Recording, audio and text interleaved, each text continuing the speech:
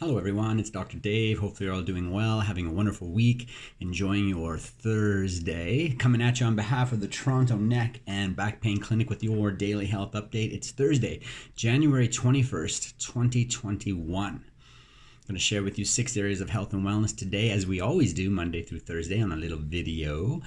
Going to cover those areas relating to a health alert, diet, exercise, chiropractic, mental attitude, and wellness or prevention, as we typically do. Not going to treat, diagnose, prevent, or cure any illness or disease with our time together today. However, we will share with you the latest and the greatest in those 6 different areas based on current research and literature that may just support some decisions, actions, things you're thinking about with your own health on a daily basis, thereby supporting that process and helping you have those great experiences you're looking to do and have in your life every day. Somewhere around this video, you can definitely read through all 6 areas, but if you'd like to receive a hard copy, send us an email, call us at the clinic, or DM us here on social, and we'll be able to get that to you for sure. So osteoarthritis, wear and tear arthritis in our joints, is linked to increased fracture risk, according to the Osteoarthritis and Cartilage report, December 2020. The slow breakdown of cartilage in the joints, most often in the hands, knees, hips, and spine, is quite often the case with wear and tear arthritis. And among a sample of nearly 260,000 adults, half of them with osteoarthritis, researchers observed that osteoarthritic individuals had a 55% increased risk for sustaining at least one fracture during a 7-year period of time. The research team concludes that more research is warranted in order to gain more of an insight into the mediators involved in the relationship between osteoarthritis and fracture. Now, interestingly, chiropractors have always known and somewhat promoted that maintaining good joint function will decrease the likelihood of having fractures, and that's for a number of reasons.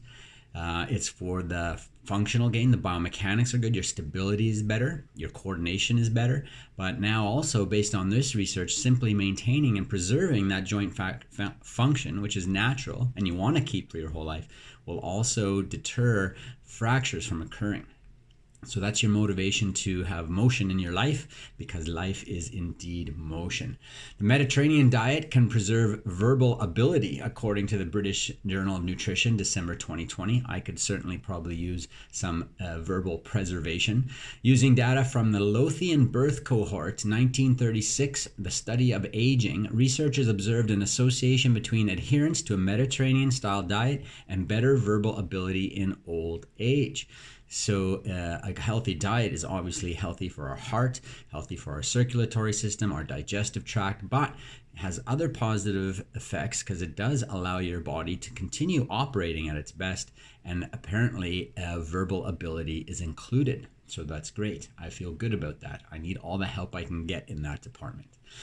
Many teenagers don't get enough exercise, according to the American Journal of Clinical Nutrition, December 2020. And of course, we know this even here in Canada based on the statistics.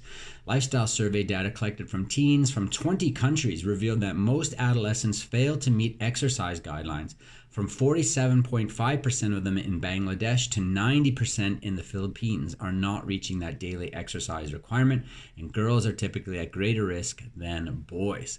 So any programs, any way to affect families, and of course in the educational system, we want to maintain that physical activity as part of the program, because we also know that that healthy fitness supports development, and of course those teens are our future. So we want to keep them healthy and well, don't we? The Frontiers in Psychology journal, December 2020, talked about the 3 pillars for mental health. They did a survey of more than 1,100 young adults and revealed a link between good mental health and the combination of good quality sleep, 4 to 5 servings of fruits and vegetables, and regular exercise. The lead author in the study adds that sleep, physical activity, and healthy diet can be thought of as the 3 pillars to health, which could contribute to promoting optimal well-being among young adults, a population where the prevalence of mental disorders is high and well-being is suboptimal. And as we just heard, most of those teens are not getting their daily requirement of that physical activity or fitness in. Based on North American standard, they're probably not getting the fruits and vegetables either. And then thanks, especially lately due to our social media lifestyle and other reasons, they're probably not getting the sleep. So the likelihood of having health challenges, including mental health challenges, is going to be higher, because those three factors allow us to better interact with our environment and the challenges that we face each day. And not having those three pillars in our life can have some serious side effects. So that's motivation for all of us to dig into those three key areas of our health and wellness. Mount Sinai Hospital, December 2020, talks about preventing falls in the home. To reduce an older adult's risk for serious falls at home, experts from Mount Sinai recommend the following. Clear away any clutter, debris, and other potential tripping hazards. Use a step ladder for hard-to-reach objects instead of chairs or other unstable household items like boxes or something like that. And use non-slip mats in the bathtub and shower. That's a big one. Every year in North America, there are many incidents with slip and falls in the bathroom. And it's a bad place to fall because the likelihood of landing flat is low because there are so many different objects in that small space. You're bound to hit something with some part of your body or another. And heaven forbid it be the head, because a concussion is possible. All right, so prevent those falls as best you can.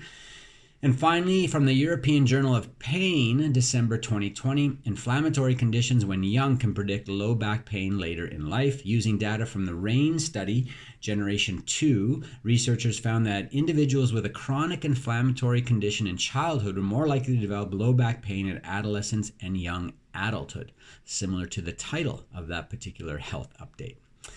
So there you have it, a nice little way to end the video health updates this week for a Thursday. Some strong motivating factors there to keep taking care of yourself and making those good decisions. And tomorrow we'll send you a print format on social media, and you can read through that, head you into the weekend where you can focus on continuing to take good care of yourself and those around you. And then enjoy yourself. Have a fun weekend, and we'll catch up with you on Monday with your next daily health update. I'll look forward to seeing you then. Take care.